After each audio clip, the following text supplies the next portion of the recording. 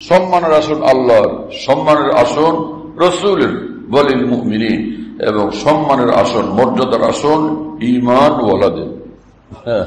সম্মানের আসন হলো ঈমান ওয়ালাদের। যার ঈমান যে স্তরের তার সম্মান তত বড়, তার সম্মান ততটুকু। ঈমান যদি আরো বড় হয় সম্মান আরো বড়, ঈমান যদি আরো উঁচু হয় সম্মান আরো উঁচু, তাই না? যে সাধারণ একজন মুসলমান, যে নমরুদ না, ফেরাউন না, মুসলমান শুধু, কিন্তু রোজা নামাজ করে না, আমল করে না, আমলি জিন্দিগি তার মধ্যে নাই, সে যেহেতু নমরুদের জিন্দিগি থেকে মুক্ত, অতএব সে অনেক উঁচু সম্মানওয়ালা, অনেক বড় মর্যাদাওয়ালা। তার এই গুনাহগার মুসলমানের ঈমানের কারণে সম্মান এবং মর্যাদার আসন গগনচুম্বী, আকাশের সমান উঁচু তার সম্মান এবং মর্যাদা। বরং আল্লাহর কসম তার চেয়েও বেশি, তার চেয়েও বেশি এক ঈমানওয়ালা যে নামাজ রোজা করে না কিন্তু খালি ঈমানটুকু আছে, সে বলে লা ইলাহা ইল্লাল্লাহ মুহাম্মাদুর রাসূলুল্লাহ, আশহাদু আল্লা ইলাহা ইল্লাল্লাহ ওয়া আশহাদু আন্না মুহাম্মাদান আবদুহু ওয়া রাসূলুহু। এইটুকু ঈমান যার সঙ্গে আছে তার মর্যাদা অনেক ঊর্ধ্বে, অনেক ঊর্ধ্বে, অনেক ঊর্ধ্বে, তাই না? কারণ রাসূলুল্লাহ সাল্লাল্লাহু আলাইহি ওয়াসাল্লাম বলছেন যে আল্লাহ পাক জাল্লা জালালুহু ওয়া মানওয়ালু হাদিসে কুদসিতে বলেন যে কোন বান্দা যখন লা ইলাহা ইল্লাল্লাহ বলে, সাত আসমান এবং এর মধ্যে যা কিছু আছে এবং সাত এবং জমিন এর চেয়ে বেশি ভারী ওই বান্দার একবারের লা ইলাহা ইল্লাল্লাহ। এত ভারী এক লা ইলাহা ইল্লাল্লাহ, এত দামি এক লা ইলাহা ইল্লাল্লাহ। আল্লাহ তাআলা আমাদেরকে খুব বেশি লা ইলাহা ইল্লাল্লাহর জিকির করার তৌফিক দেন। এজন্য রাসূলুল্লাহ সাল্লাল্লাহু আলাইহি ওয়াসাল্লাম বলছেন যে লা ইলাহা ইল্লাল্লাহ এর দ্বারা ঈমানের শক্তি বাড়াও, ঈমানের নূর বাড়াও, ঈমানের সেই মর্যাদার সম্মান আর নৈকট্য বাড়াও যেটা ঈমানের মাধ্যমে পাওয়া যায়, লা ইলাহা ইল্লাল্লাহর মাধ্যমে পাওয়া যায়। জাদ্দিদু ঈমানাকুম বিকাউলি লা ইলাহা ইল্লাল্লাহ। তোমাদের লা ইলাহা ইল্লাল্লাহর জিকিরের দ্বারা ঈমানকে তাজা তর করো, ঈমানকে আরো তাজা তর করো, আর নতুন নতুন ঈমানী শক্তি, ঈমানের প্রাণ শক্তি পয়দা হয় লা ইলাহা ইল্লাল্লাহর জিকিরের বরকতে। আল্লাহ তাআলা আমাদেরকে এই জিকির বেশি বেশি করার তৌফিক দেন। একজন গুনাহগার মুসলমান সে লা ইলাহা ইল্লাল্লাহ পড়ে, সে লা ইলাহা ইল্লাল্লাহ তাকে এত ঊর্ধ্বে উঠায় নিয়ে যায়। হ্যাঁ, কালিমাতান তাইয়্যিবাতান কাশাজারাতিন তাইয়্যিবাতিন আসলুহা সাবিতুন।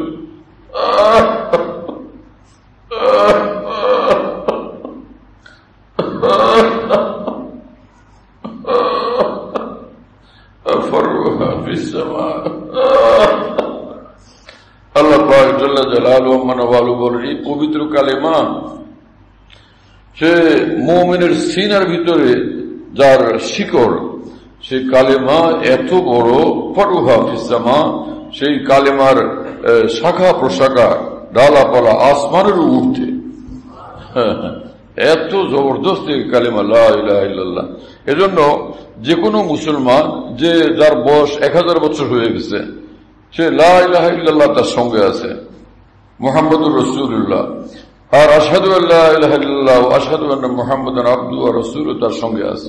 আল্লাহকে বিশ্বাস করে, আল্লাহর প্রতি বিশ্বাস, আল্লাহর একত্বের প্রতি বিশ্বাস, আল্লাহর গুণাবলীর প্রতি বিশ্বাস, এবং আল্লাহর সব ফেরেশতাদের প্রতি বিশ্বাস, এবং আসমানি কিতাব সমূহের প্রতি বিশ্বাস, সর্বশেষ কিতাব কোরআন শরীফ, যার কারণে অতীতের সব আসমানি গ্রন্থগুলো রহিত হয়ে গেছে, এই কথার প্রতি বিশ্বাস, নবী রাসূলদের প্রতি বিশ্বাস, আখিরাতের উপরে বিশ্বাস, জান্নাত জাহান্নামের উপর তার বিশ্বাস আছে, এবং তাকদীরের উপর তার বিশ্বাস আছে, ঈমান আছে। এই ঈমান যার সিনার মধ্যে থাকে সে মানুষ কত বড়, কত মর্তবাওয়ালা, সুবহানাল্লাহ বিহামদি। আর কোনো আমল নাই, 1000 বছর হয়ে গেছে বয়স, কিন্তু ঈমানটুকু আছে আর বাকি আমল নাই। কিন্তু ওই মুসলমানের চেহারা আল্লাহর কসম নূরওয়ালা, ওই মুসলমানের চেহারা ঈমানের কারণে নূরওয়ালা। ঈমান যখন ভিতরে আসে এই পরিমাণ নূর পয়দা হয় অন্তরের ভিতরে, সেই ঈমানের নূর উপচায় পড়ে চেহারার ভিতরে, উপচায় উপচায় পড়তে পারে চেহারার ভিতরে। এজন্য হাজারো কাফের সুন্দর চামড়াওয়ালা, ফর্সা চামড়াওয়ালা, আর তার পাশে একজন কালো মুসলমানের কালো বেলালকে যদি রাখা হয়, দেখা যাবে আল্লাহর কসম সব এই ফর্সা চামড়াওয়ালার চেয়ে কালো বেলালের চেহারা নূরই নূরওয়ালা, হ্যাঁ না, নূরে নূরওয়ালা। যে কোনো মুসলমান হোক কালো। আর কাফের মুশরিক যে আল্লাহকে মানে না অথবা আল্লাহর সঙ্গে শরীক করে, তার চেহারাকে দেখা যাবে যে ভীষণ কালিমাযুক্ত, পুরোটা একদম কালিমাযুক্ত। ওর চাহনি কালিমাযুক্ত, উচ্চারণ কালিমাযুক্ত, আওয়াজ কালিমাযুক্ত, আচরণ কালিমাযুক্ত, পুরো জীবনটা কালিমাযুক্ত, একদম কালিমাতে ডুবা। আর একজন মুসলমান সে তার চেহারাতে ঈমানের নূর দীপ্তিমান থাকে, ঈমানের নূর ঝলমল করতে থাকে। কিন্তু সেই সঙ্গে যদি যোগ হয় নামাজ, আল্লাহু আকবার, নামাজ তো ভাই আল্লাহর কসম নূরের মহাসমুদ্র। নামাজ হলো নূরের মহাসমুদ্র। বান্দা যখন সেজদায়, যখন নামাজে দাঁড়ায় যায় আল্লাহু আকবার বলে, নূরের মহাসাগরের ভিতরে দাঁড়ায় যায় সে। হ্যাঁ, নূরের মহাসাগরের ভিতরে দাঁড়ায় যায়।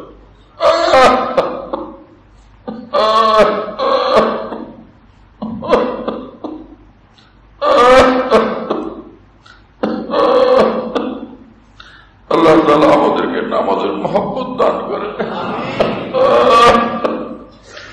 রাসূল আকরাম সাল্লাল্লাহু আলাইহি ওয়াসাল্লাম বলেন, কে আল্লাহর আর কে আল্লাহর না, এটা এই পার্থক্যটা হয়ে যায় নামাজের দ্বারা।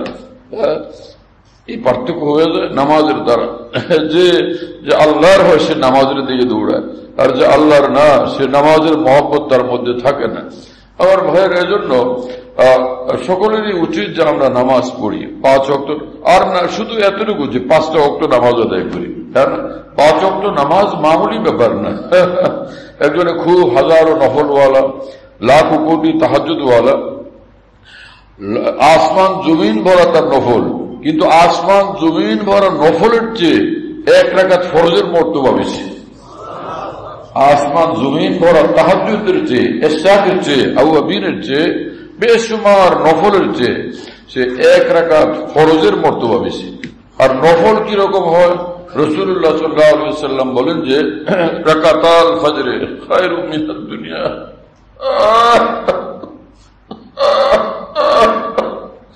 খায়রুম মিনাদ দুনিয়া মা ফিহা।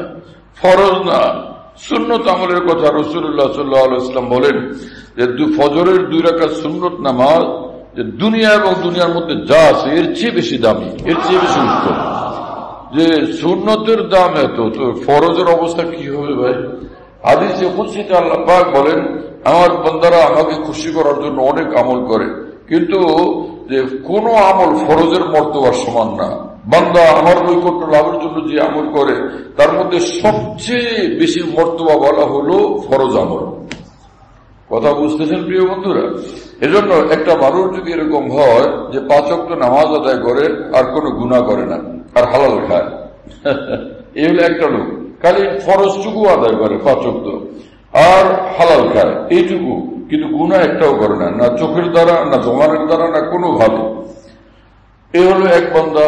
আরেকজন হলো যে সে নামাজ তো পড়ে 5 ওয়াক্ত, কিন্তু কুদৃষ্টি করে, মিথ্যা কথা বলে, গীবত করে, গুনাহ করে, কিন্তু সে নফল অনেক পড়ে। কথা খেয়াল করতেছেন আপনারা? সেই যে আপনারা সকালে আসছেন, দেখে গেলেন লোকটা ফজর পড়ছিল, ওখানে খালি নফল পড়তেই আছে, পড়তে পড়তে বেলা 11টা বাজছে। আইসা যতজনেই দেখে ওই লোক নফল পড়তেই আছে, নফল পড়তেই আছে। আচ্ছা গেল, নাস্তা করলো বা খাওয়া দাওয়া করলো, জোহরের নামাজে আসলো, আবার আপনারা চলে গেলেন, যেই আসে দেখে যে ও খালি নফল পড়তেই আছে, নামাজেই আছে, রুকু সিজদা, রুকু সিজদা, রুকু সিজদা, তাই না? মাগরিব পড়ার পর দেখা গেল সব চলে গেছে, ওই লোক খালি নফল পড়তেই আছে, নামাজ পড়তেই আছে। এশার নামাজের পরে সব চলে গেছে, ওই লোক নামাজ পড়তেই আছে। ভোর রাত এসে দেখলেন যে সে এখন তাহাজ্জুদ পড়তেই আছে। কি কথা বুঝতেছেন? কিন্তু মসজিদ থেকে বের হলো, রাস্তায় রাস্তায় মেয়েদেরকে দেখে, আর যেখানে সেখানে গিয়া যার তার সম্পর্কে বদনামি করে, অন্যের দোষ চর্চা করে। আল্লাহর কসম করে আমি বলি, কোরআন সুন্নাহর আলোকে, যে মানুষটা 5 ওয়াক্ত নামাজ পড়ে আর হালাল খায়, কোনো গুনাহ করে না, সেই লোকটা এই 1,00,000 কোটি নফলওয়ালার চেয়ে অনেক ঊর্ধ্বের মর্তবাওয়ালা। কথা বুঝতেছেন প্রিয় বন্ধুরা? আল্লাহ তাআলা আমাদেরকে দ্বীন বুঝার তৌফিক দান করে। অনেক মানুষের দ্বীনের জজবা আছে, আমলের জজবা আছে, ইবাদতের জজবা আছে, কিন্তু সীমারেখা বুঝে না, সীমারেখা বুঝতে পারে না। একটা মানুষ সারা দুনিয়ার সকলের সঙ্গে সদাচার করে, ভাই আসসালামু আলাইকুম, হাত মিলায়, মোয়ানাকা করে, ভাই কেমন আছেন, আপনার সকলে বাসার সকলে ভালো। তার আচার ব্যবহারে সারা পৃথিবী খুব খুশি, সবাই তার প্রশংসা করে। কিন্তু উস্তাদের সঙ্গে বেয়াদবি করে, উস্তাদের সঙ্গে সে বেয়াদবি করে, মা বাবার সঙ্গে বেয়াদবি করে, বাসায় গিয়ে নিজের স্ত্রীকে অত্যাচার করে, মারধর করে। তো সারা পৃথিবীতে যে লোকটা এরকম সুনাম সুখ্যাতিওয়ালা, আসলে এটা মানুষের মতো মানুষ? এটা বাইরের মানুষের নজরে একটা মানুষ, কিন্তু ভিতরে আসলে ওর ভিতরে আছে পশু। এই পশুত্ব জায়গায় জায়গায় প্রকাশ পাইতেছে। কথা বুঝতেছেন প্রিয় বন্ধুরা?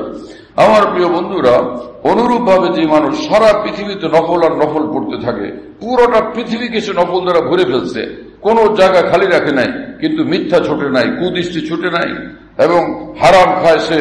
তো এই মানুষ এত বেসুমার আমলে ইবাদত সত্ত্বেও ওই মানুষটা যে খালি ফরজটুকু আদায় করে আর হালালের উপর অটল থাকে আর গুনাহ থেকে মুক্ত থাকে, এই মানুষটার চেয়ে ওই অল্প ইবাদত ওয়ালার মর্তবা বেশি। আমার কথা আপনারা বুঝতে পারতেছেন? তারপরও যারা মানে তো মানে, তারপরও ওই যে মনের ভিতরে একটু খটকা থাকতে পারে, যে কথাটা তো শুনলাম ভালোই, কিন্তু অন্তরের ভিতরে বসায় নেওয়া। ইব্রাহিম আলাইহিস সালাম বললেন যে রব্বি আরিনি কাইফা তুহিল মাউতা। ইব্রাহিম আলাইহিস সালাম খলিলুল্লাহ, উনি বললেন যে হে আল্লাহ, আপনি যে মৃতকে জীবিত করেন কিভাবে, এটা আমার একটু দেখাইতেন। কিভাবে আপনি এটা করেন? আল্লাহ পাক বললেন যে আওয়ালাম তুমিন, তুমি কি বিশ্বাস করো না নাকি? আমি যেটা পারি, যে মুর্দাকে জিন্দা করতে পারি, সেটা তোমার বিশ্বাস হয় নাই?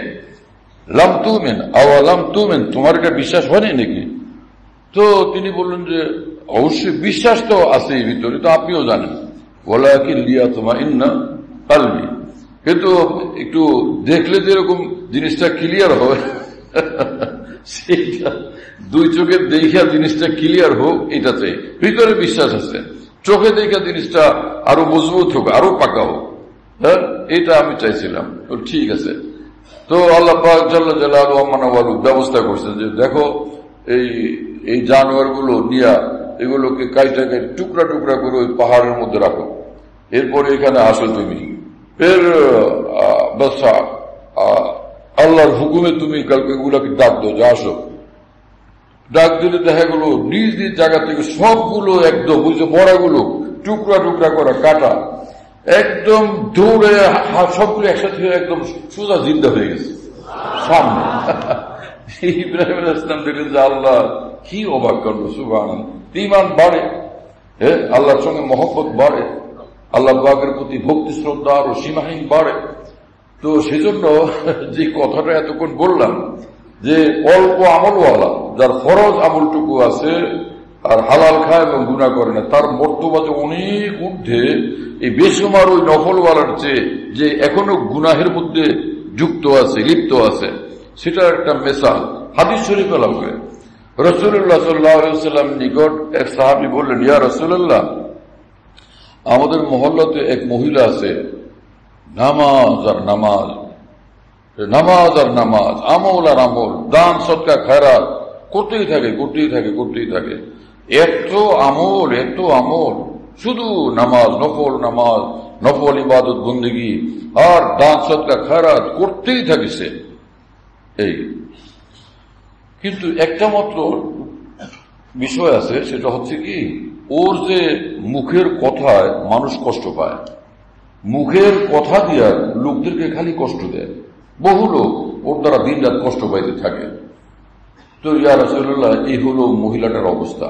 রাসূলুল্লাহ সাল্লাল্লাহু আলাইহি ওয়াসাল্লাম তখন বললেন যে হিয়া ফিন্নার, হিয়া মানে সে, ফিন্নার মানে জাহান্নামে, সে তো সোজা জাহান্নামে যাবে। নাউযুবিল্লাহ তাআলা মিন যালিক। আমার ভাইয়েরা, এই হাদিসে পাক থেকে আমরা শিক্ষা গ্রহণের চেষ্টা করি যে গুনাহ থেকে বাঁচা কতটা জরুরি, অন্যায় কাজ থেকে বাঁচা কতটা জরুরি, মানুষের উপরে জুলুম থেকে বাঁচা কতটা জরুরি, পরের হক নষ্ট করা থেকে বাঁচা কতটা জরুরি, কোন মাখলুকের উপর যে কোনো ধরনের নির্যাতন করা, এর থেকে দূরে থাকা, মুক্ত থাকা কতটা জরুরি। আফসোসের বিষয়, এই সকল বুঝ আজকে আমাদের মধ্যে নাই। আপন জনেরা আমাদের কাছে, আমাদের দ্বারা নিষ্পৃষ্ট, নির্যাতিত। এবং রাসূল পাক সাল্লাল্লাহু আলাইহি ওয়াসাল্লাম বললেন যে পূর্ববর্তী কোন উম্মতের মধ্যে একটা লোক ছিল যে বিড়ালকে বাঁধা রাখছে, হ্যাঁ না, বিড়ালকে বাঁধা রাখছে, ওরা কিছু খাইতে দেয় নেই, ছটফট করতে করতে করতে করতে সে মারা গেছে। রাসূলুল্লাহ সাল্লাল্লাহু আলাইহি ওয়াসাল্লাম বলছেন এই নির্যাতনকারী সোজা জাহান্নামে যাবে। কথা শুনতেছেন প্রিয় বন্ধুরা? আবার রাসূলুল্লাহ সাল্লাল্লাহু আলাইহি ওয়াসাল্লাম বললেন পূর্ববর্তী উম্মতের মধ্যে কোন একটা নারী ছিল যে একদমই চরিত্রহীনা, ভীষণ মারাত্মকভাবে কলুষিত তার জীবন, চরিত্রহীনা নারী। সে একদিন রাস্তা দিয়ে যাওয়ার সময় দেখলো যে একটা কুকুর অত্যন্ত পিপাসায় ছটফট করতেছে। তো কুয়ার ভিতরে একদম গভীরে পানি, কুকুরটা সে পর্যন্ত গিয়ে পানি পান করা সম্ভব না। এই মেয়েটা নিজের ওড়না দিয়ে ওই পায়ের চামড়ার মোজা এটা খুলে এই ওড়না দিয়ে পেঁচায় বাইন্দে তো কুয়ার ভিতর থেকে পানি তুলে তাই কুকুরটাকে খাওয়াইছে। রাসূলুল্লাহ সাল্লাল্লাহু আলাইহি ওয়াসাল্লাম বললেন যে এই মাখলুকের উপরে এতটুকু দয়া করার কারণে রব্বুল আলামিন তাকে মাফ করে তার জন্য জান্নাতের ফয়সালা করছেন। আল্লাহ পাক আমাদেরকে বুঝার তৌফিক দেন। কিসের এই শিক্ষা দীক্ষা, কিসের এই সারা বিশ্বব্যাপী এত মানবাধিকারের ওয়াজ বক্তৃতা? মানুষ হই, মানুষ হই, মানুষ হই। হাকিমুল উম্মত মুজাদ্দিদুল মিল্লাত মাওলানা আশরাফ আলী থানভী রাহমাতুল্লাহ আলাইহি বলতেন হুজুর হওয়ার জন্য আর কেবলা হওয়ার জন্য, পীর সাহেব হওয়ার জন্য যদি কারো চিন্তা ভাবনা থাকে অন্য কোথাও যাও, আর যদি মানুষ হওয়ার ইচ্ছা থাকে আসো, মানুষ কিভাবে হইতে হয় সেটা আমি শিক্ষা দিই এখানে দিনটা। আল্লাহ পাক আমাদেরকে মানুষ হওয়ার তৌফিক দান করেন। शेख शुदी और जाहिद शुदी और दानिशमंद ये जुमला शुदी बोले कि इंसान शुदी। एक बुजुर्ग बोलें তুমি বড় ডক্টর, বড় প্রফেসর, বড় আলেম, বড় আল্লামা, বড় হুজুর, সবকিছু জানলাম আমি, কিন্তু আমি জানতে চাই তুমি মানুষ হইছো কিনা। মানুষ হওয়া দরকার। হ্যাঁ, মানুষ যে মানুষ, মানুষ তাকে বলে যার দ্বারা কেউ কষ্ট পায় না, যার দ্বারা কেউ নির্যাতিত হয় না, যার দ্বারা কারো হক নষ্ট হয় না, তাকে মানুষ বলে। আল্লাহ সেই মানুষ হওয়ার জন্য আমাদেরকে তৌফিক দান করেন। বরং হযরত হাকিমুল উম্মত থানভী তো বলতেন, হযরত থানভী বলতেন যে ওলি আল্লাহ হওয়া সহজ মানুষ হওয়ার চেয়ে। কথা বুঝেন নাই? ওলি হওয়া সহজ মানুষ হওয়ার চেয়ে। যে ওলি আল্লাহ কি, যে দেখো আল্লাহ তাআলা সীমাহীন দয়াওয়ালা, সীমাহীন রহমতওয়ালা, বন্দা কোন রকম খুশামত সম্মত করলে আল্লাহ রাজি হয়ে যায়, চল তোরে ওলি বানিয়ে দিলাম। কথা বুঝলেন না? মানে গুনাহ থেকে মুক্ত থাকলো, কোনো গুনাহ টুনা করে না, আল্লাহ যা বলেন কথাগুলি মানে এবং সেটা করে। আল্লাহ খুশি হয়ে বলেন চলো তুমি ওলি আল্লাহ হয়ে গেছে, তুমি আমার ওলি। কিন্তু এই লোকই ওই বাসায় গেলে বউর লোকে একটু কথাবার্তা ভালো মতো বলে না, মহল্লার লোকদের সঙ্গে আচার আচরণটা খুব একটা সুন্দর না, ভালো না। কথা বুঝতেছেন প্রিয় বন্ধুরা? এই একজনকে সম্মান করা, সেই সম্মান করাটা ভালোভাবে বুঝে না, একজনকে আদর করা, সে আদর করাটা ভালোভাবে বুঝে না। এই যে মানুষের সঙ্গে মানবিক জীবন যাপন করা, সেটার ক্ষেত্রে তার মধ্যে ঘাটতি। বুঝা গেল এই লোকটা ওলি আল্লাহ তো হয়েছে কিন্তু এখনো মানুষ দিতে পারেনি। হযরত মাওলানা, আপনারা শুনছেন মাওলানা শামসুল হক ফরিদপুর রহমাতুল্লাহর কথা, যার সান্নিধ্য লাভের জন্য বাংলাদেশের বিখ্যাত বিজ্ঞানী ডক্টর শহীদুল্লাহ সাহেব তার নিকট যাইতেন। সেই মাওলানা শামসুল হক ফরিদপুর রহমাতুল্লাহ আলাইহি তিনি আলেম উলামাদেরকে বলতেন, হে আলেম উলামারা শোনো, আমি শামসুল হক দারুল দেওবন্দের পৃথিবীর বিখ্যাত শ্রেষ্ঠ আলেমদের নিকট, মুহাদ্দিসদের নিকট, ফকিহদের নিকট ইলমে দ্বীন শিক্ষা করছিলাম। আর সেখান থেকে আমি হাকিমুল উম্মত মাওলানা আশরাফ আলী থানভীর সোহবত লাভের জন্য, সান্নিধ্য লাভের জন্য সেখানে আমি যাইতাম। কেন যাইতাম? আমি সব প্রত্যেক বৃহস্পতিবারে আমি সেখানে যাইতাম, দারুল দেওবন্দ থেকে থানা ভবনে। প্রত্যেক বন্ধের মধ্যে আমি সেখানে থাকতাম। কি উদ্দেশ্যে? যাতে আমি মানুষ হইতে পারি। এবং তিনি বলতেন আমাকে মানুষ করার জন্য মাওলানা থানভী আমার শরীরের প্রতিটি লোমকূপে ইঞ্জেকশন দিচ্ছেন। কোন যতগুলো লোমকূপ এতগুলো ইঞ্জেকশন তিনি আমাকে দিচ্ছেন যাতে আমি মানুষ হই। সেজন্য তোমাদেরকেও বলি আসো মানুষ হই আমরা সকলে। হ্যাঁ, এই কথা তিনি বলতেন, চলো আমরা মানুষ হই। মানুষ হওয়া বহুত মুশকিল বিষয়, বহুতই মুশকিল বিষয়। আল্লাহ তাআলা আমাদেরকে মানুষ হওয়ারও তৌফিক দান করেন। আল্লাহর ওলিও বানায় দেন আর মানুষও বানায় দেন। হ্যাঁ, যে মানুষ হওয়া কত দামি, কত মূল্যবান। রাসূলুল্লাহ সাল্লাল্লাহু আলাইহি ওয়াসাল্লাম বলেন যে হাসি মুখে একজনের সঙ্গে কথা বলা, এক মুসলমানের কথা বলা এত দামি আল্লাহ পাকের নিকট, যা আল্লাহর রাস্তা দান করলে যে সওয়াব, হাসি মুখে কথা বললে সেই সওয়াব আল্লাহ পাক দিয়ে দেন। মানে আল্লাহর রাস্তায় দান করলে যে পুরস্কার আল্লাহ দিতেন, যে তুমি আমার রাস্তায় দান করছো, চলো এটি পুরস্কার নাও, সেই পুরস্কার আল্লাহ পাক, সেই পুরস্কারটা আল্লাহ পাক দিয়ে দিবেন ওই মানুষটাকে যে হাসি মুখে আরেক বান্দার সঙ্গে কথা বলছিল, হাসি মুখে তার সঙ্গে সাক্ষাৎ করছিল। এতটা মানুষ হওয়ার মর্যাদা মহান আল্লাহর কাছে। এবং রাসূল আকরাম সাল্লাল্লাহু আলাইহি ওয়াসাল্লাম বলেন যে মানুষের মর্যাদা কত বড় আল্লাহর নিকট। আল খালকু ইয়ালুল্লাহ ফাহাবুল খালকু ইলাল্লাহ মান আহসানা ইলা ইয়ালি। রাসূলুল্লাহ সাল্লাল্লাহু আলাইহি ওয়াসাল্লাম বলেন এই পৃথিবীর সব মানুষ এবং সব মাখলুক, সব সৃষ্টি আল্লাহ পাকের পরিবারের সদস্য। তারা আপনার পরিবারের সদস্যের সঙ্গে যারা ভালো ব্যবহার করে, ভালো কথা বলে, তাদের খেদমত করে, উপকার করে, সম্মান করে, আপনার নিকট সে একান্ত প্রিয় হয়ে যায়। রাসূলুল্লাহ সাল্লাল্লাহু আলাইহি ওয়াসাল্লাম বলেন আল্লাহর সংসারের, আল্লাহর পরিবারের এই মানুষ আর এই সব মাখলুক আর সৃষ্টির সঙ্গে যে যত বেশি সদাচার করবে সে তত বেশি আল্লাহ পাকের প্রিয় পাত্র হবে। এটাকে বলে মানুষ হওয়া। সুবহানাল্লাহ ওয়া বিহামদি। এজন্য এই 1000 বছর বুখারী শরীফ পড়ানো কঠিন বিষয় না, 1000 বছর ফতোয়া দেওয়া, ওয়াজ করা কঠিন বিষয় না, কিন্তু আল্লাহর কসম মানুষ হওয়া অত্যন্ত কঠিন বিষয়। মানুষ হওয়া অত্যন্ত কঠিন বিষয়। এই দুনিয়াতে আমরা যদি সবাই ভালো মানুষ হইতে পারতাম, এত যন্ত্রণা ঝামেলা এগুলো থাকতো না। সমস্যা কিন্তু এক জায়গায়, আজ আমরা মানুষ হইতে পারিনি, যার কারণে সমস্যার কোনো অন্তই নেই। আর যারা মানুষ হইতে পারছে তাদের কাছে কোনো সমস্যা নেই। কি ব্যাপার, কি হলো, কারণ না তো সে খাবার এই 1 প্লেট পরিমাণ আছে, লোক কয়জন, মানে তার নিজের খাবার 1 প্লেট, চলো ভাই বসে যে একসাথে খায়। কারণ তার মধ্যে মানবিকতা আছে, তার মধ্যে মানবিকতা আছে। মানবিকতা কি?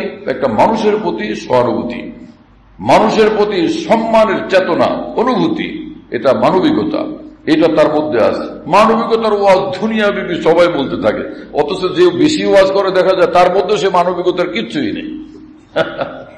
কথা বুঝেন না প্রিয় বন্ধুরা? এর থেকে আর বেশি কি বলবো?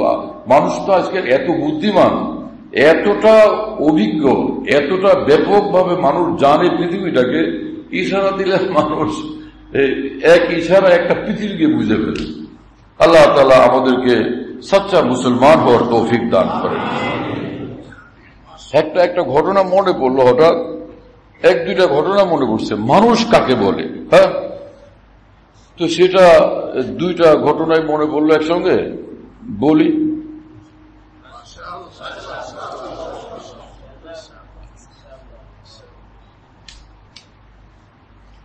একটা ঘটনা হলো যে করাচি থেকে এক বুজুর্গ আসতেন, আমার শেখ আরিফ বিল্লাহ মাওলানা শাহ কি মোহাম্মদ আখতার সাহেব রহমতুল্লাহ আলাইহি। বড় বড় আলেমে দ্বীন, আউলিয়া কেরামের সুহবতে নিজের জীবনটাকে তিনি সুন্দরভাবে গড়তে পারছিলেন। অনেক বড় মানুষ ছিলেন তিনি। ঢাকাতে হযরত যেই বাসায় থাকতেন, হাজী কামাল সাহেবের বাসা, তো হযরতের রুম, যে রুমের সাথে অ্যাটাচ বাথরুম,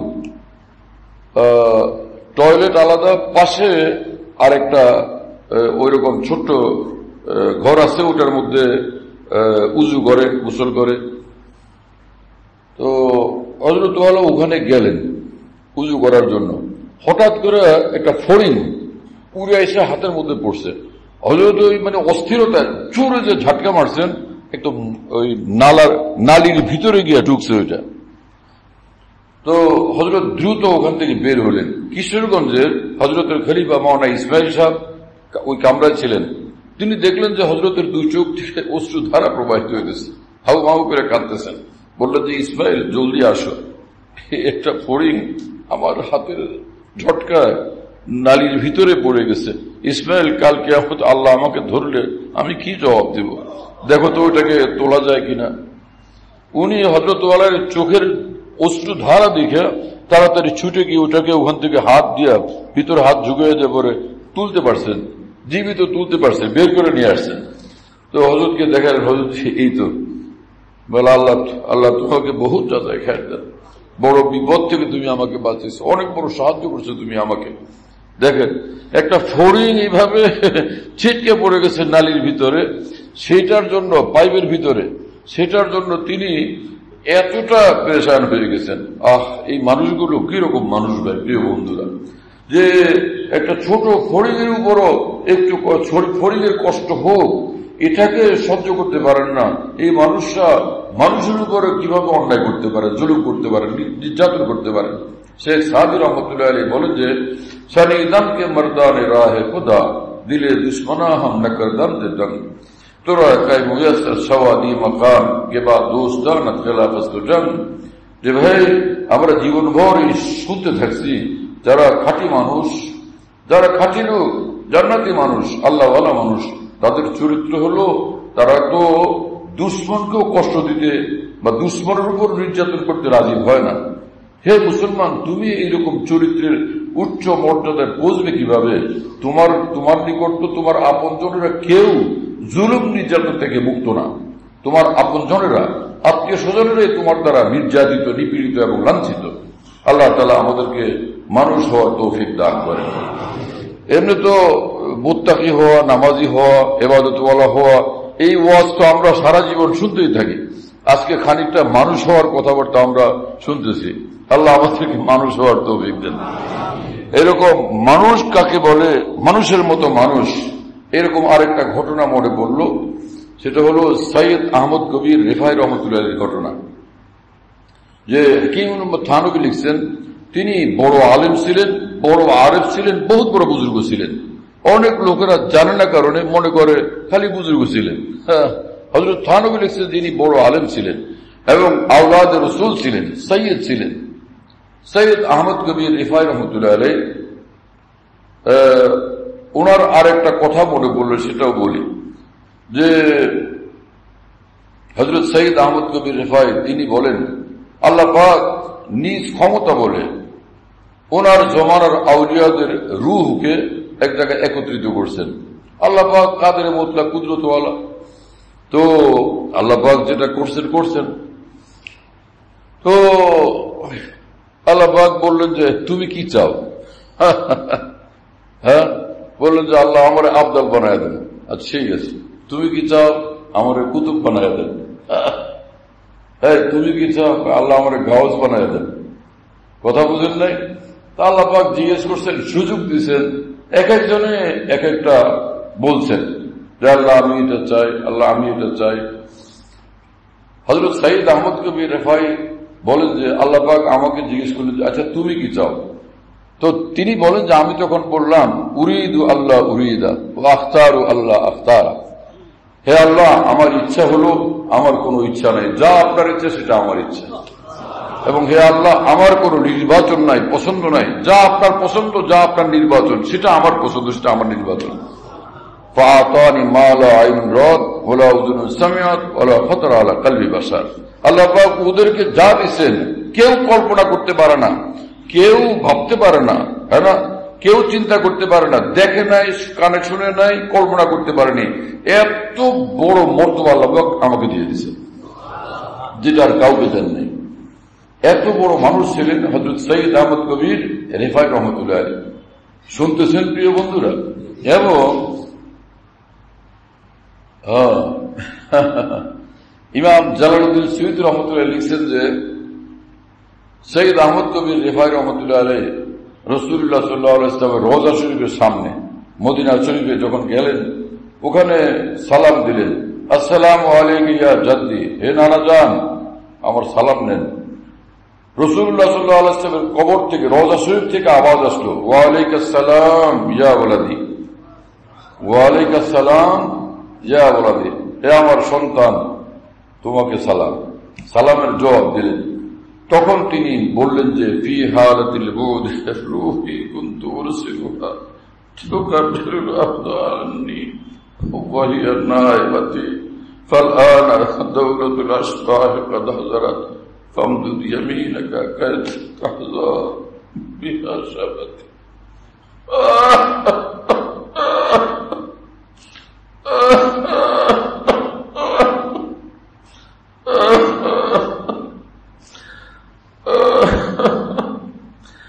তিনি বললেন যে ইয়া রাসূলুল্লাহ, আমি যখন দূরে ছিলাম আমি আসতে পারতাম না, আমার হৃদয়টা, আমার রুটা পাগল হয়ে ছুটে আসতো আর আপনার এই কবরের মাটি চুম্বন করতে থাকতো শ্রদ্ধায়, ভক্তি, মহব্বতে। আজকে আমি সশরীরে আপনার সামনে হাজির, ইয়া রাসূলুল্লাহ, আপনার ডান হাত মোবারক একটু দেন, আমি একটু চুমু খাবো।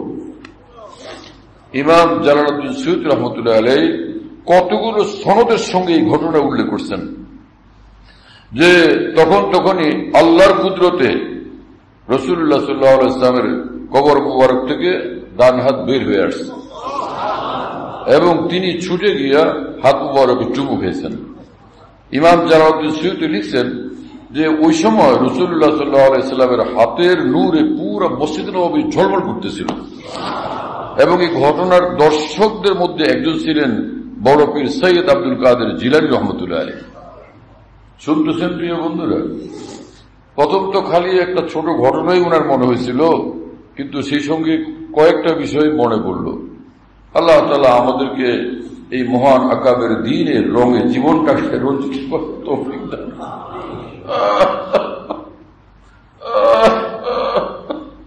তাদের মধ্যে কি ঈমান ছিল, কি রকম আল্লাহর মহব্বত ছিল, কি পরিমাণ রাসূলুল্লাহ সাল্লাল্লাহু আলাইহি ওয়াসাল্লামের প্রতি মহব্বত ছিল।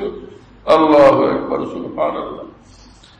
তো এই সাইদ আহমদ কবির রিফাই রহমাতুল্লাহর একটা ঘটনা যে বলতেছিলাম যে মানুষ কাকে বলে, সেই একটা ঘটনা বলতেছিলাম। সেটা হচ্ছে যে বড় কুর্তা গায়ে দিতেন তো, লম্বা কুর্তা, তো বসে আছেন, কুর্তার আঁচল বিছানো ছিল, একটা বিড়াল আসছে, আইসা কুর্তার আঁচলের মধ্যে শুয়ে পড়ছে।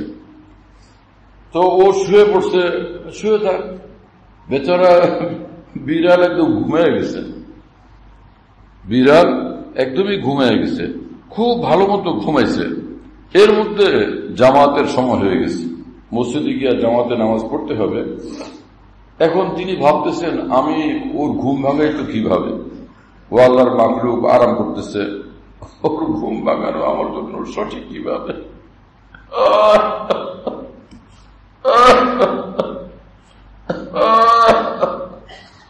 মানুষের একরাম, মুসলমানের একরাম আমরা বলি, কি একরাম আমরা শিখলাম ভাইয়া। তো তিনি চিন্তিত হলেন। রাসূল আকরাম সাল্লাল্লাহু আলাইহি ওয়াসাল্লাম যখন তাহাজ্জুদের নামাজ পড়তে উঠতেন, নিজে তো লম্বা সময় পড়তেন, সকলকে আর লম্বা সময়ের জন্য তো জাগাইতেন না। যখন তিনি তাহাজ্জুদের জন্য উঠতেন, এমন ভাবে উঠতেন যে কারো ঘুম না ভাঙে, কোনো আওয়াজ না হয়, এইভাবে উঠতেন, এইভাবে উযু করতেন, এইভাবে নামাজ পড়তেন যাতে অন্য কারো ঘুম না ভাঙে। যে রাসূলুল্লাহ সাল্লাল্লাহু আলাইহি ওয়াসাল্লাম স্ত্রীদেরকে জাগায় দিতেন যে নিজে যখন উঠতেন তখনই না। আর তার তো নামাজ ছিল বহুত লম্বা, এক এক সিজদা অনেক লম্বা।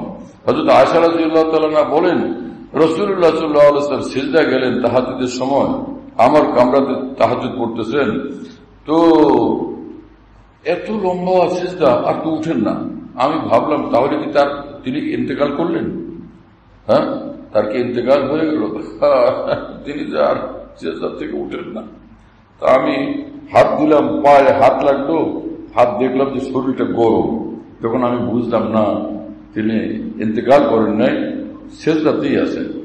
এই আয়েশা রাদিয়াল্লাহু তাআলা আনহা বলেন, আহা এত লম্বা রুকু, আমি মনে করতেছিলাম যে এই নামাজে বোধহয় নতুন হুকুম আসছে, শুধু রুকুওয়ালা নামাজ, সিজদা নাই। পরে দেখলাম সিজদা করেন, সিজদার থেকে আর উঠেন না। এই পরে বললাম কি এক সিজদা কিনা, না, দেখলাম উঠলেন আবার আরেক সিজদায় গেলেন।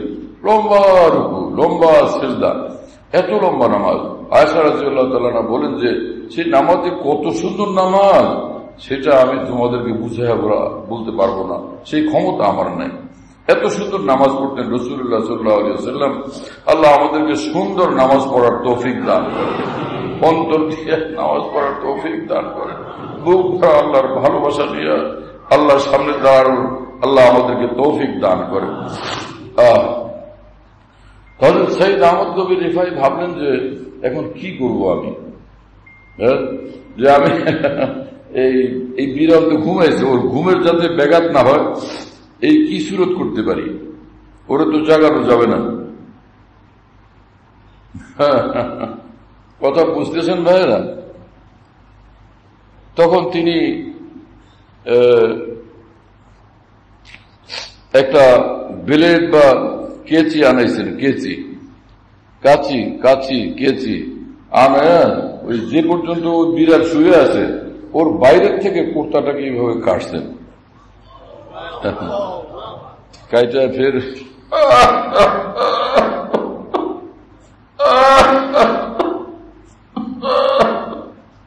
তিনি নামাজে চলে গেছেন, মসজিদে চলে গেছেন, আল্লাহর ডাকে সাড়া দিচ্ছেন। আল্লাহকে খুশি করার জন্য তার মধ্যে কোনো কমি করেন নাই, সেটা পুরা করছেন, কিন্তু আল্লাহর মাখলুককে কষ্ট দিতে কোনোভাবে রাজি হন নাই।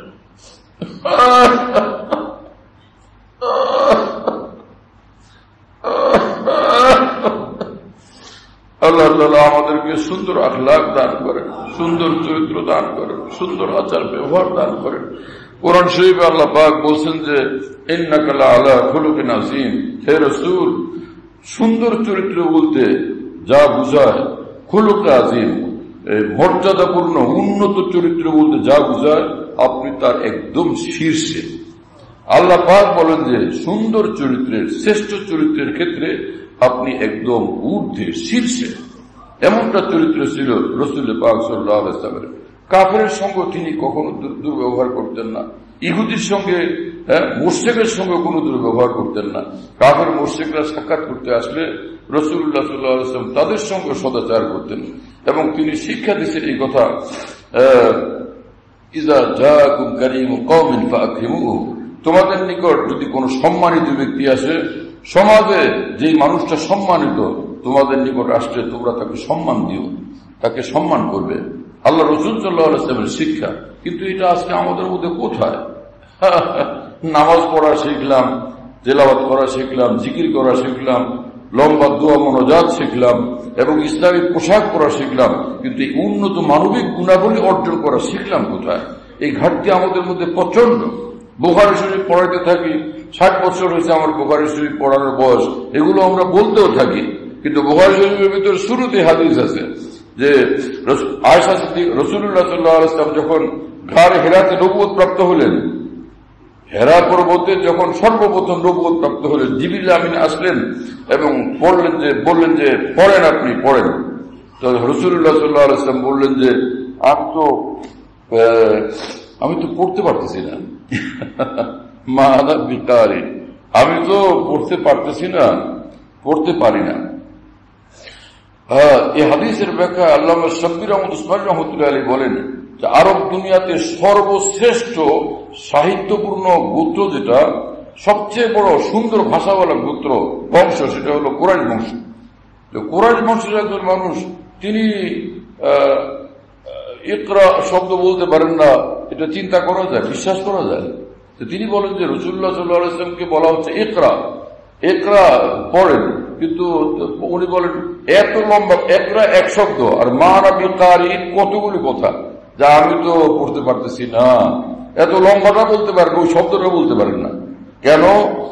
যে কোরআন শরীফ আল্লাহ পাক বলেন যে লাউ আনজালনা হাযাল কুরআন আলা জাবাল লারাআইতাহু খাশিআন মুতাসাদ্দিআন মিন খাশিয়াতিল্লাহ।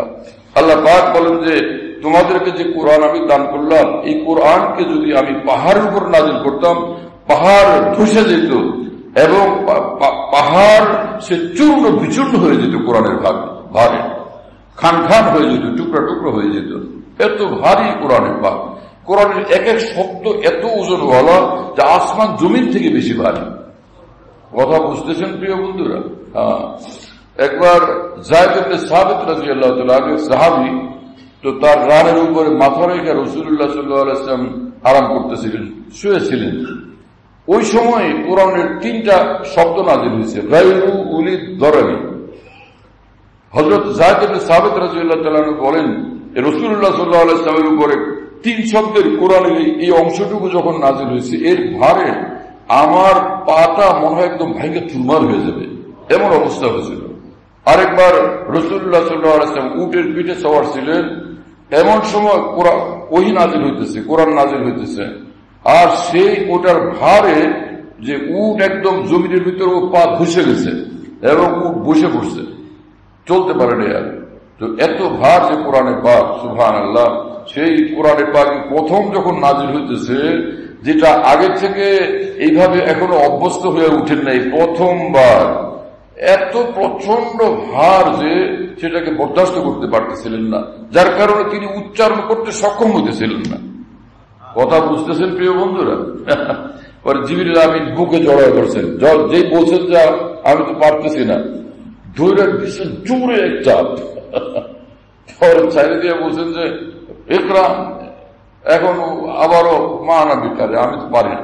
আবার এমন জোরে চাপ দিচ্ছেন যে রাসূলুল্লাহ সাল্লাল্লাহু আলাইহি ওয়াসাল্লাম বলেন হত্তা বালাগা মিন্নিয়াল জুদা, এমন প্রচন্ড চাপ দিচ্ছেন জিবরিল আমিন যে আমার একদম জান শেষ, আমার শক্তি শেষ, আমি আর সহ্য করা সম্ভব হচ্ছিল না, এত প্রচন্ড শক্তিতে আমাকে চাপ দিচ্ছেন। জিবরিল আমিন হলো লাহু সিত্তু মিয়াতে জানাই, সে 600 ডানা, 600 বাজু, 600 ডানা, আর এত বড় এক এক ডানা যে একবার রাসূলুল্লাহ সাল্লাল্লাহু আলাইহি ওয়াসাল্লাম জিবরিল আমিন দেখছেন যে চেয়ারের উপরে, কুরসির উপরে বসা আছেন এবং তার এক ডানা একদম পৃথিবীর পূর্ব প্রান্তে, আরেক ডানা পৃথিবীর পশ্চিম প্রান্তে, সারাটা পৃথিবী জুড়ে এরকম ঘিরে আছেন। সেই ফেরেশতা আসছেন রাসূলুল্লাহ সাল্লাল্লাহু আলাইহি ওয়াসাল্লামকে এত প্রচন্ড শক্তিতে প্রেসার দিচ্ছেন, চাপ দিচ্ছেন, তো কি অবস্থা হয়েছে। কথা বুঝতেছেন প্রিয় বন্ধুরা? তো এরকম একবার হলো, ফের তৃতীয়বার আবার প্রচন্ড চাপ দিচ্ছেন। এরপরে বলছেন যে এইবার পড়েন ইকরা বিসমি রব্বিক, এইবার জিবরিল পুরোটা বলছেন ইকরা বিসমি রব্বিকাল্লাযী খালাক খালাকাল ইনসানা মিন আলাক ইকরা রাব্বুকাল আকরাম আল্লাযী আল্লামা বিল কলম আল্লামাল ইনসানা মা লাম ইয়ালাম।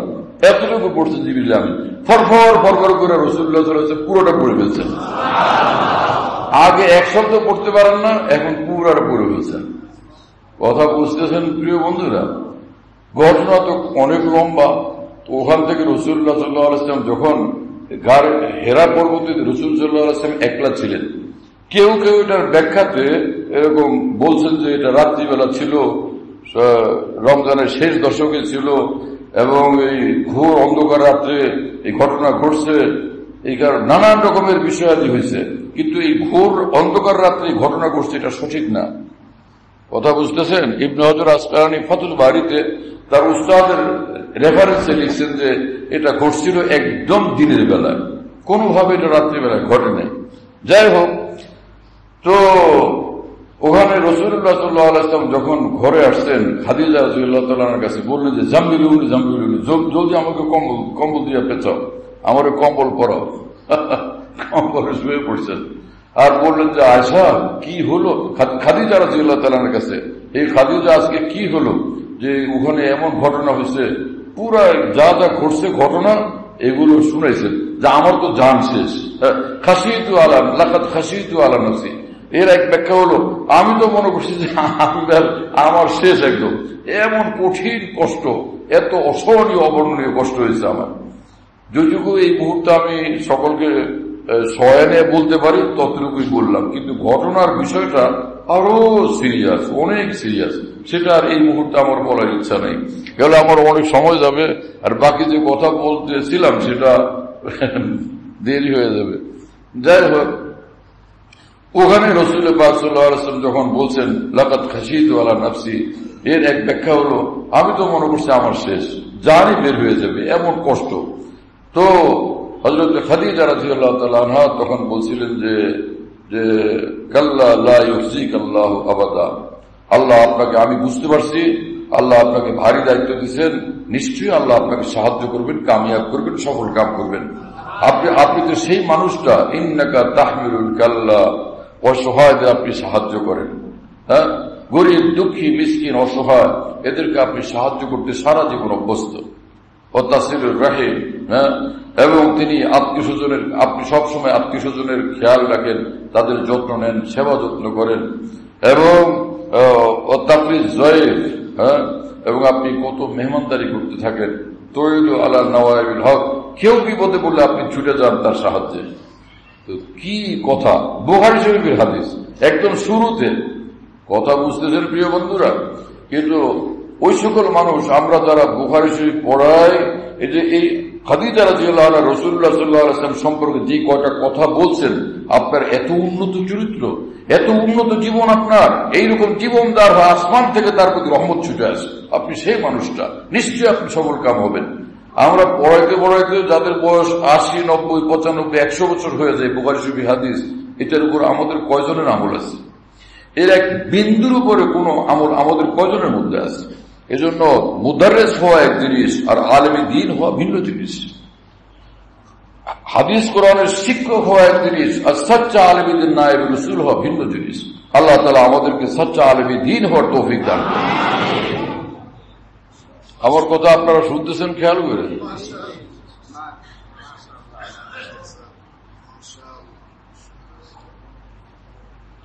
হ্যাঁ, তো বলতেছিলাম যে অল্প আমল, কিন্তু তার অল্প আমলগুলো ঠিকঠাক, একদম ঠিক মতো সে আল্লাহর হক সে পুরা করে, আর কোন বন্দার হক সে নষ্ট করে না এবং হালাল খায়।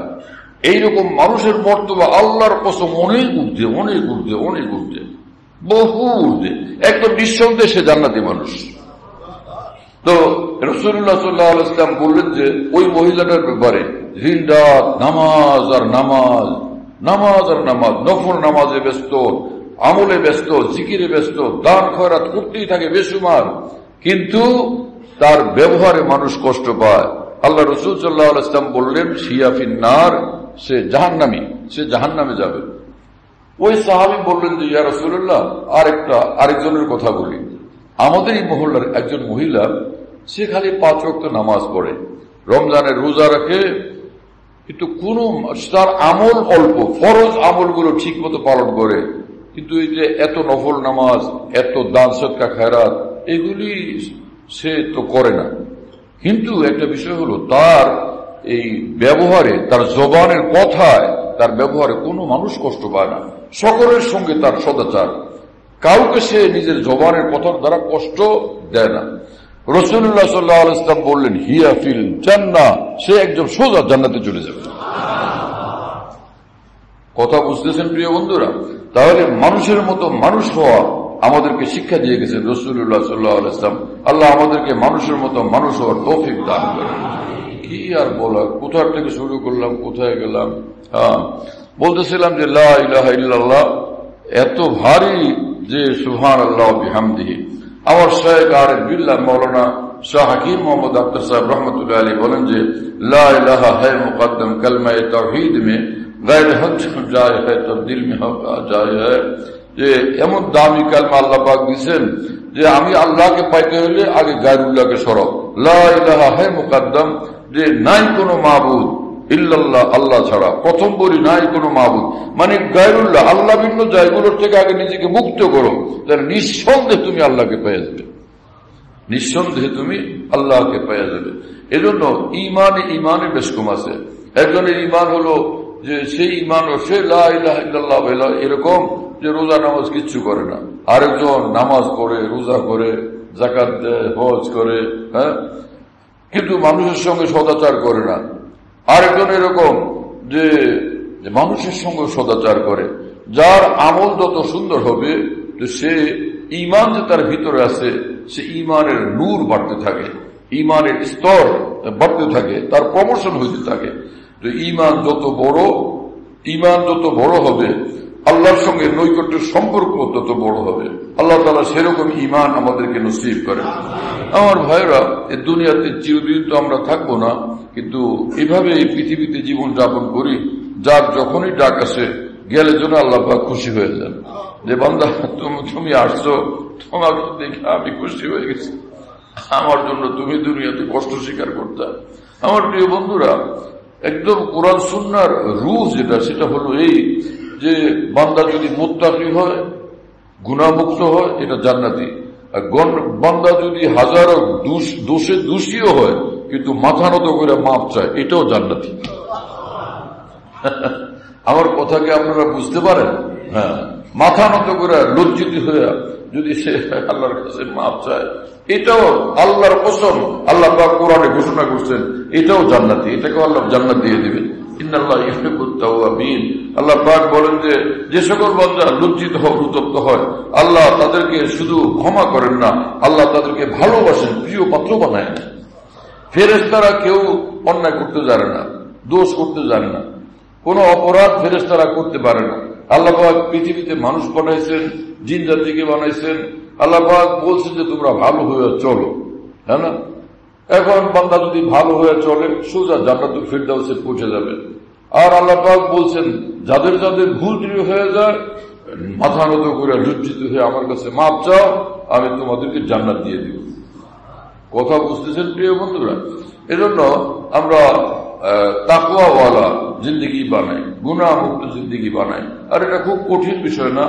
5 ওয়াক্ত নামাজ ঠিক মতো আদায় করি, রমজানের রোজা রাখি, হজ ফরজ হলে হজ করি, জাকাত ফরজ হলে জাকাত দিই, আর হালাল যেন খাই, আর কোন সময় কারো ক্ষতি না করি, কাউকে কষ্ট না দিই, কারো উপর জুলুম না করি, কারো হক নষ্ট না করি। এইটুকু খেয়াল রাখলে এই মানুষ সোজা জান্নাতে চলে যাবে।